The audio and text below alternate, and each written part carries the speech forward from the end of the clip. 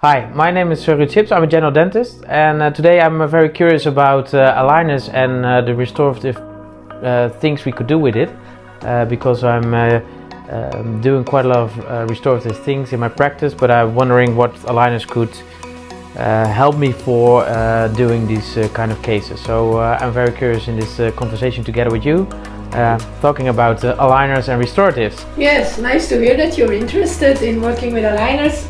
My name is Marie-Pierre. I'm an orthodontist. I help dentists improve in their aligner treatments.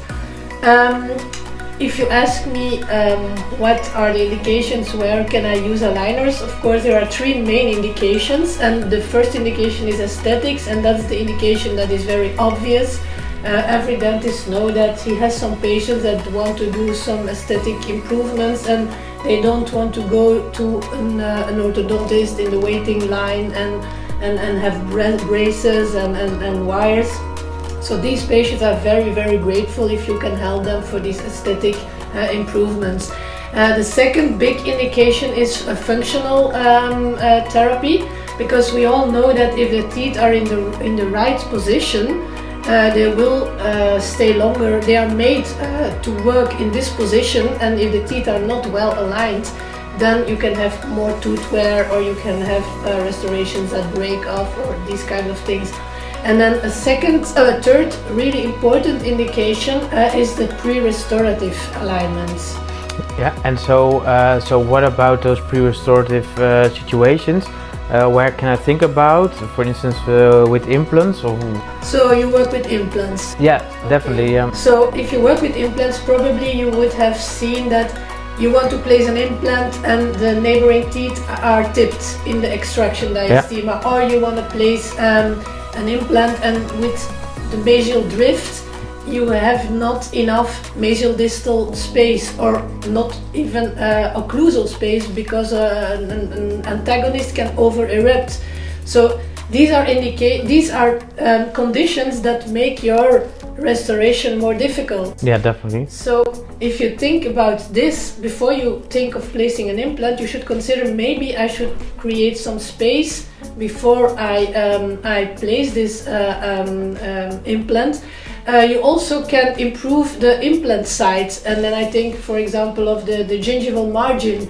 If you do an implant restoration in the front, it's also very important that you can make sure that the gingival architecture, how we call it, is symmetric, is harmonious. Yeah. So these are kind of the main topic indications when you place aligners and when you place implants. And considering those aligners also then in implant situation and in aesthetic situation where we might want to treat more teeth, also with facings and that kind of stuff, is that something where we can benefit from? Is it also maybe a less biological price we pay, or how do you see that? That's a good point. If you think of veneers, for example, it's important that if your teeth are not aligned, for example, you have rotations, that you first derotate these elements to have a better aesthetic results after the placing of veneers.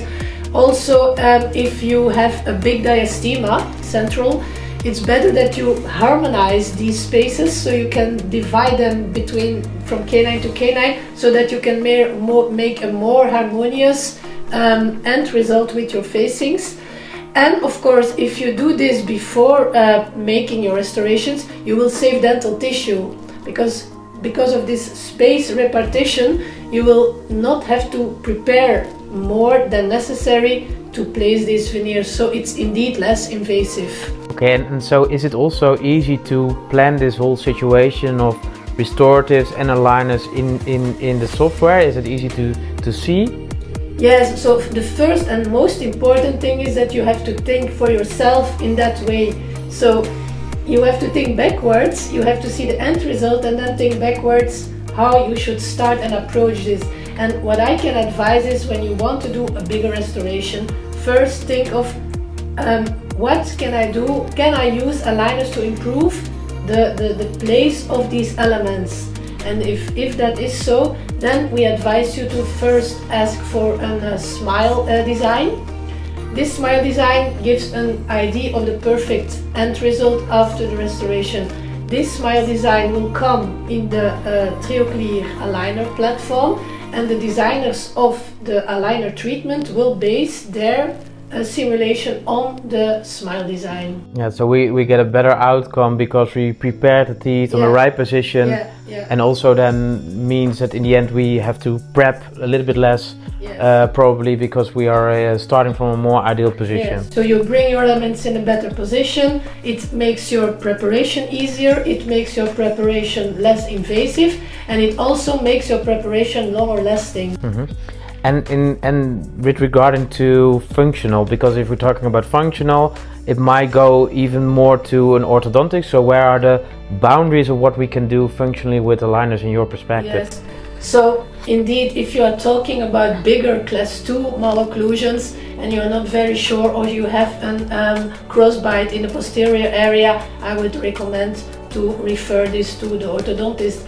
But if you're talking about functional for GP, the most important thing is the canine guidance, and especially, for example, if you want to do fit, if you have a braced elements and you want to rise the bite with FIT, it's important that you end up with this canine guidance to make sure that this restoration stays longer and that you prevent debonding. So if you take care of this canine guidance before you start doing this FIT, this is also what I call them functional. Yeah, and so you try to align them. How is that in situations where we have really short teeth, so a lot of abrasion already? How can we deal with that? Would then still be your idea starting with aligners and then FIT? That's a good question, because if you know a little bit about the mechanics of aligners, you need a contact surface, and the bigger the surface is, the better the force on the element is, the better the movement of this tooth is. So indeed, if you have a small surface, sometimes we can advise you to first do the FIT or build the elements up so that you have a bigger contact area, so that we can put more forces, or better controlled forces on these elements, and then we can afterwards make sure that with the alignment we have this contact guidance. And so what are movements where you think are very critical or are harder to do, or maybe even better to do with aligners? What is your experience in that? So what is really difficult is molar displacements. So I would say, if you are a starter and you want to do alignment, first try to work from premolar to premolar, and molar displacements is difficult. Also root movements to correct root positions is not so easy with aligners, and probably you will need auxiliaries to make sure that this happens. But you will see, if you use the TrioClear software, there is a movement difficulty indicator, and if you have a red dot on a specific element that's making a movement, that means that the movement is out the limits of, or surpasses the limits of the aligner, and then that means that you probably need an auxiliary. And if you're a starter, then I would recommend, if you see these kind of movements, please refer them to the orthodontist, and maybe later when you did more cases, you can start doing or treating these kind of malocclusions. But to start with, I would say don't touch the molars. So if I could summarize, then start with cases for aesthetic reasons from anteriors, no big overjets and that kind of stuff, but easy cases to do. And then if you want to do pre-restorative, you can, for instance, align for implant restorative. And if you're getting more experience, you can continue with that to anterior teeth, including facings, and plan that digitally. And the last step would be then functionally, if you would really do bigger movements. So if you keep working within a class 1 or a very small class 2, then you can do all these malocclusions, and you can treat rotations, you can treat crowding, spacing, all these kind of malocclusions, anterior crossbites, as long as you have this sagittal class 1 occlusion or a small class 2. If it goes to a class 2 or even a class 3, I would say not start. But you will see that you can do a lot of even pre-restorative treatments within a class 1. Okay, thank you. Thank you very much for this whole summary. Thank you.